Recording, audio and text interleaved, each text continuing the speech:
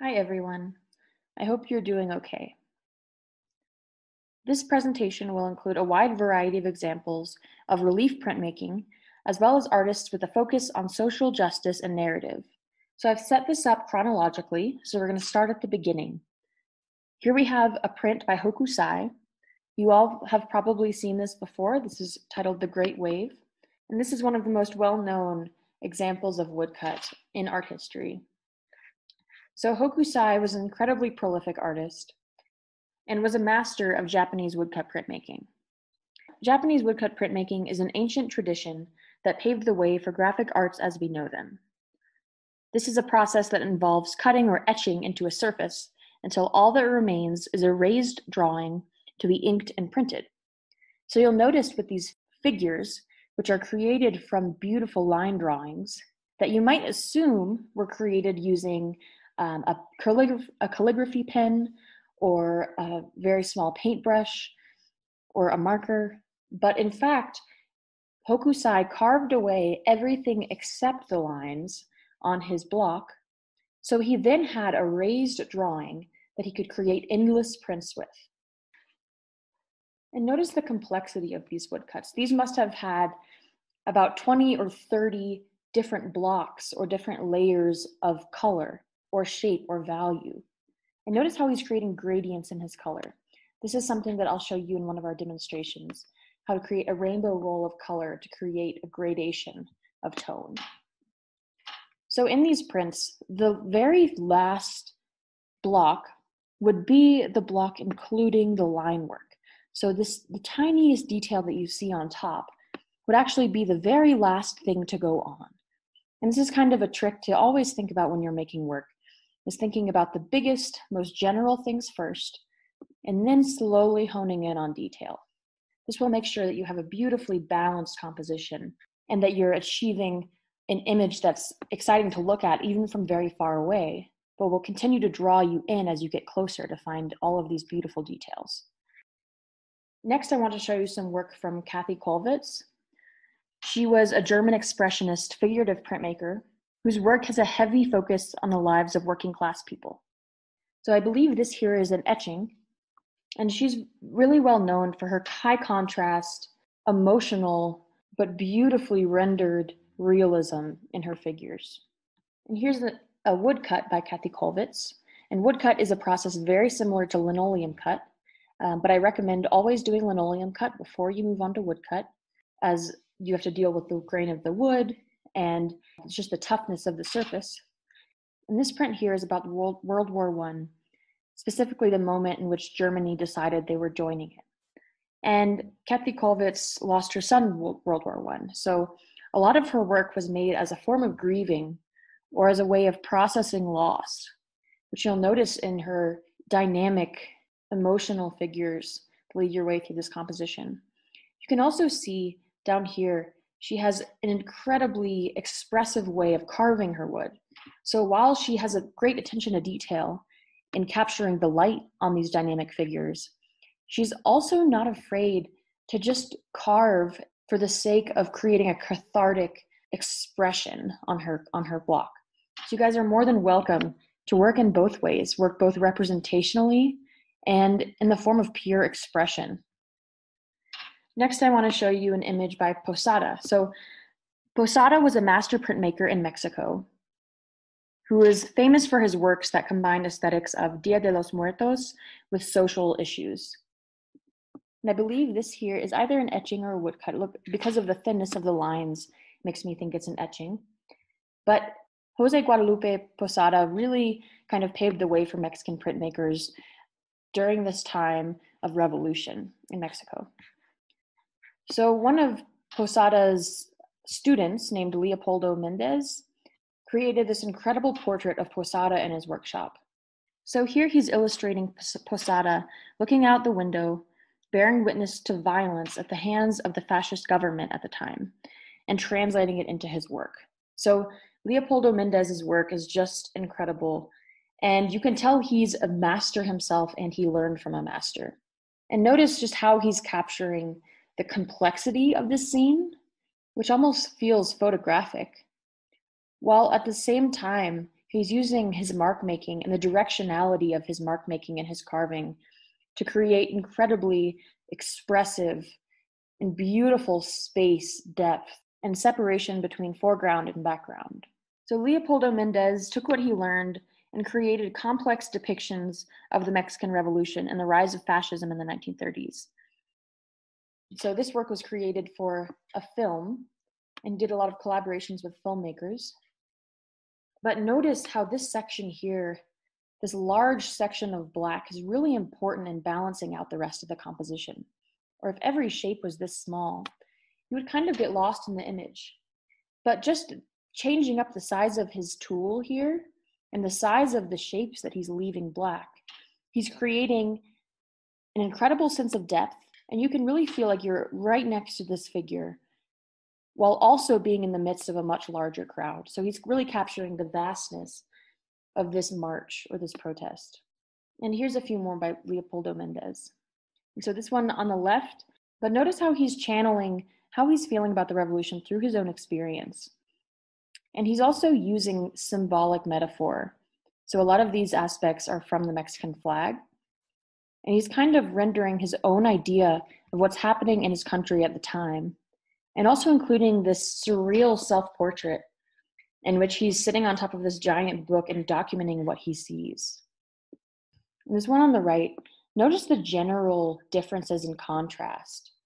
So he's done an excellent job in allowing the dark sky to balance with the figure, which is really set apart by this section of light here.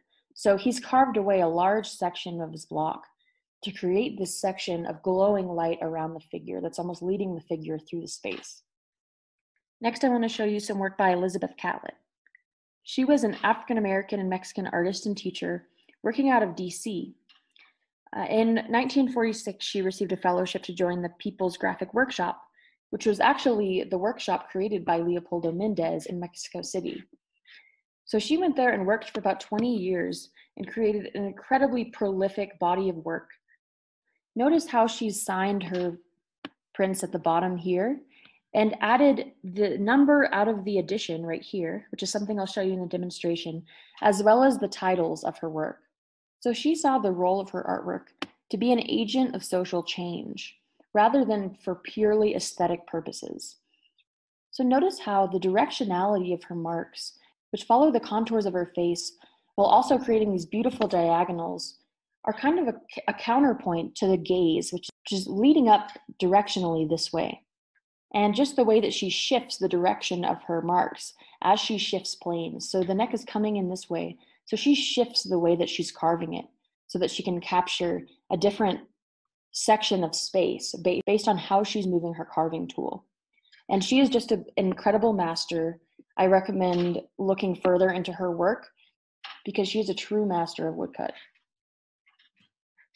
And here's a couple lithographs made by Elizabeth Catlett. So her work ranges from creating intimate portraits as well as political prints that function as a form of protest. Here's a couple of works by Robert Blackburn. And most of Robert Blackburn's prints are actually abstract, which I'll show you in the next project. But he was an incredible printmaker from Harlem, New York, where he worked alongside Harlem Renaissance legends like Romare Bearden, Jacob Lawrence, and Aaron Douglas. Check out his beautiful way of abstracting figures and working with color in such an expressive way that captures light, with also getting across emotion. Next is an image by Barbara Jones Hoju, and she was a central figure in the Black Arts movement and a co-founder of the artist collective Afrocobra.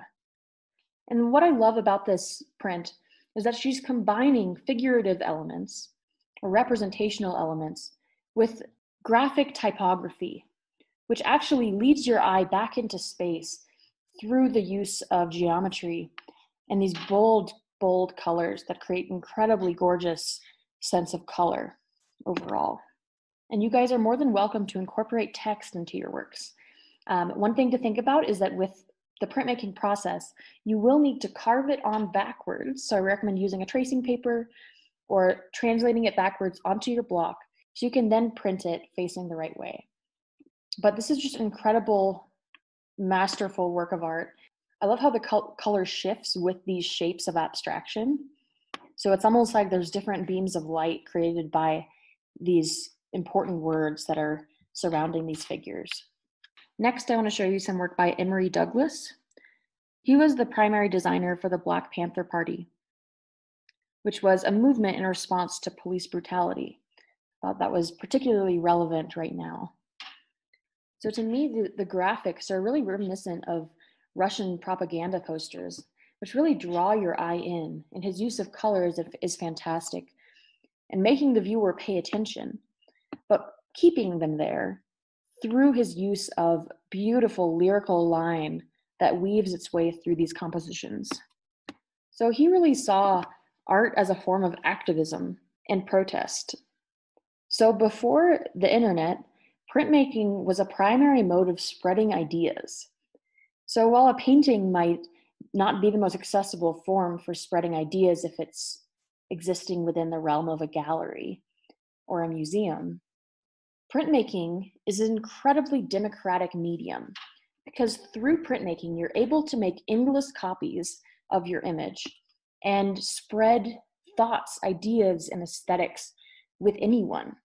And that's why I chose this project for the current moment, because I want you guys to be able to make work that is relevant, but also work that has agency. So here's a couple of images by Art Hazelwood, who is the head of the printmaking department at San Francisco Art Institute, where I went to graduate school. And he's also involved in the San Francisco Poster Syndicate, which is a syndicate of artists making political posters and distributing them for free in the city. So these are some more recent examples of printmaking as a political tool.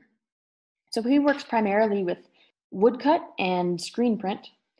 And notice just how he's using light in order to create separation between these figures and their space, the space around them. He's also using space in a really surreal way.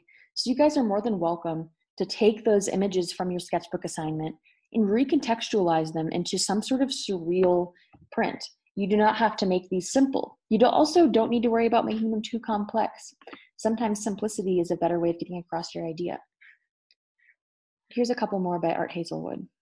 All right, and here's some images by my best friend, Kate Laster. This is her right here.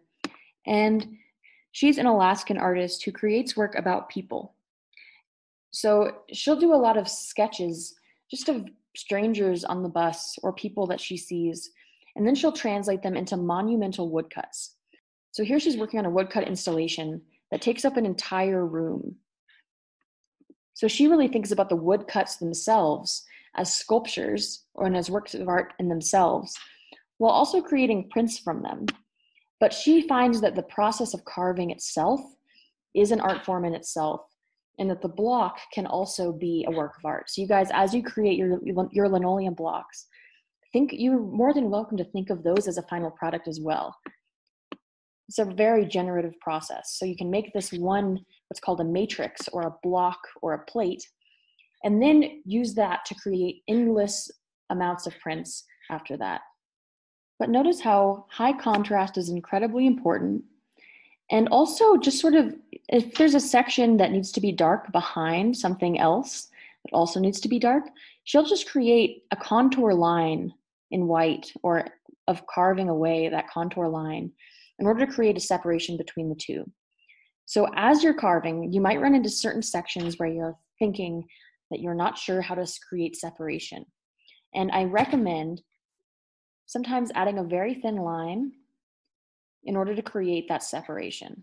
All right, next I want to show you, this is the final artist I'm going to be showing you, are works by Swoon. So Swoon is an incredibly important female street artist who highlights the experience of people in her community. Similar to Kate Laster, she thinks about woodcut and linoleum cut as just one part of the process.